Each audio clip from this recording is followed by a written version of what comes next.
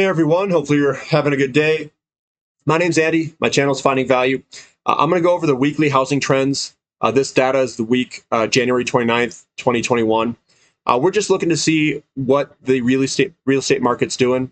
I'm just going to get another opinion. This was released February 3rd, 2022. It says, what does this week data mean? So coming out here, the median listing price grew by 11.8% over last year. And last year had a stellar year. So we are still moving in double-digit speeds in January 29th, 2021 on the weekly housing trend. After a period of steady 8.5 to 9% growth in the fall, the median listing price for homes ratcheted back up to a double-digit pace in December. And December is usually the slowest month of the year. It starts to pick up in the spring and summer. Spring being January, February timeframe. We are picking up right now, and we are moving at a very good pace at 11.8% over last year. New listings, a measure of sellers putting homes up for sale, was down 7% from last year. I'm sure people are getting pretty afraid of listing their house because they can't buy another one. It says, in a housing market short on inventory, new home listings are a key indicator for future home sales. They indicate the number of sellers putting homes up for sale. In other words, fresh supply. New listings finished 2021 on a somewhat flat note and have trended below previous year levels for 9 of the past 11 weeks. On a more optimistic note, however, the pace of decline has shrunk notably since the start of the year. If this trend continues, we could see growth in new listings relative to last year by March, just in time for the important spring home buying season. With our recent survey indicating that more homeowners plan to sell in the next 6 months and single-family home new construction continuing at a 1 million plus pace, there are reasons to expect this trend to gain momentum. So they are expecting that we could see a lot more new listings come on the market, which will obviously impact sales as well. It says active inventory continues to fall short and is down 28% from a year ago. And I know the active inventory a few years ago was pretty low to begin with. And we're 28% below an already very low inventory. With fewer new listings added this week, buyer interest again outpaced new selling. And we still see a sizable gap in the number of homes actively for sale relative to last year. Although a smaller number of homes for sale create challenges for buyers and sellers, many of whom will also be buying a home. It is a reflection of strong buyer demand thanks to a roaring labor market that has unemployment below 4%. That's what she says. Strong buyer interest drives time on the market down 12 days from last year, and we are at incredibly low days on the market. So 12 days faster from an already very low number is a smoking speed. It says with fewer homes for sale now than this time last year, homes are selling faster and successful buyers have to move quickly. For context, a typical home spent just 54 days on the market in December, faster than any pre-pandemic year's fastest month. This market can be especially challenging for first-time buyers who may hesitate to contend. Somewhat less competitive cities, thanks to relatively more for sale homes, such as those in the 2022 best markets first-time homebuyers, can provide a more manageable housing environment and be places young first-time buyers will want to call home. So going after less competitive cities. And with rents continuing to rise at double-digit pace and expected to outpace home price growth in 2022, we expect plenty of interest from hopeful first-time buyers in the year ahead. So they're saying that rents are also moving up at record speeds.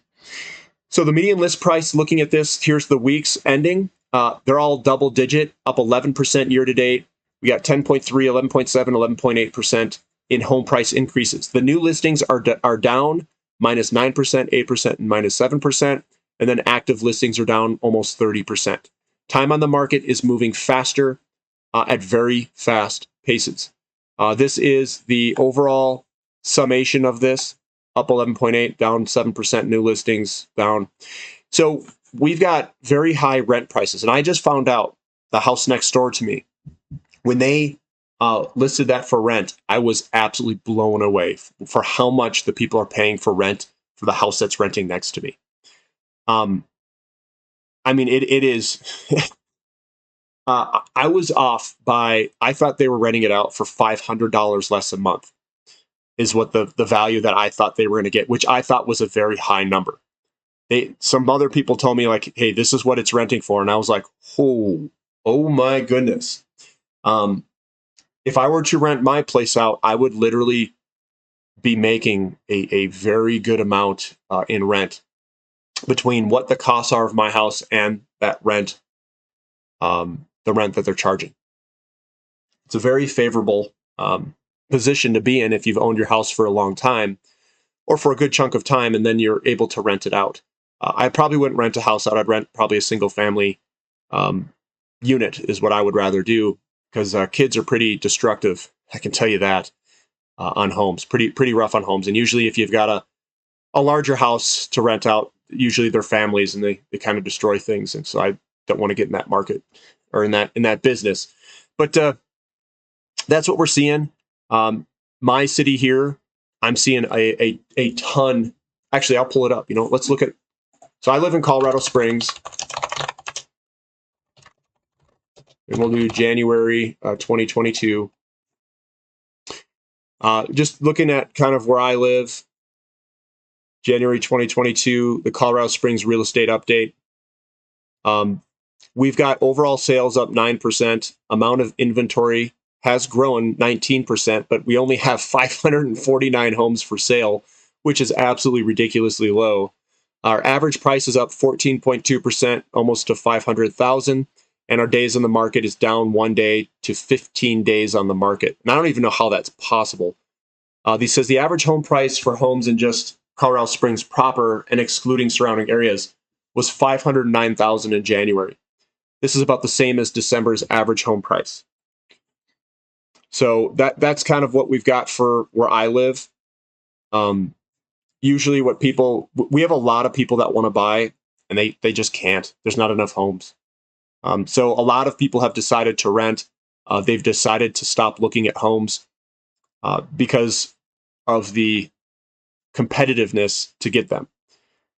So a lot of the friends that I have that are younger or people that I work with, they've literally given up. They said, I can't get a house. There's just too many buyers. And every time you go to bid on some of these homes, depending on if it's a good home, if it's a very nice home, you could get multiple offers. Usually you get a lot of all cash offers, and they are substantially higher than the asking price. So what happens is they just bid everyone out.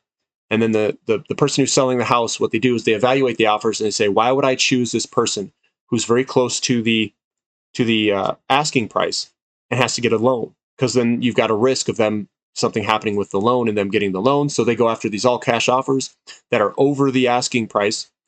And then they say, okay, just give me that. We had some homes sell around kind of where I'm at. They're going for over asking. They're actually quite expensive too. I was surprised at the prices. They're about 50,000 more than what I thought. And they're starting to close, which is bringing my price up, on the Zillow, because more data means that they reprice the homes. And they're moving very quick. They're selling in less than a week, and they're going for more than the asking price. Some of them are, 10 to 50,000 more than asking is pretty common in the area that I'm at. The ones that are in the kind of the lower price range, they're going for all sorts of weird numbers. So it all depends on the house and where it's located. If you guys like the content, give me a thumbs up. Subscribe to the channel if you haven't already. And thank you for listening. This is Finding Value.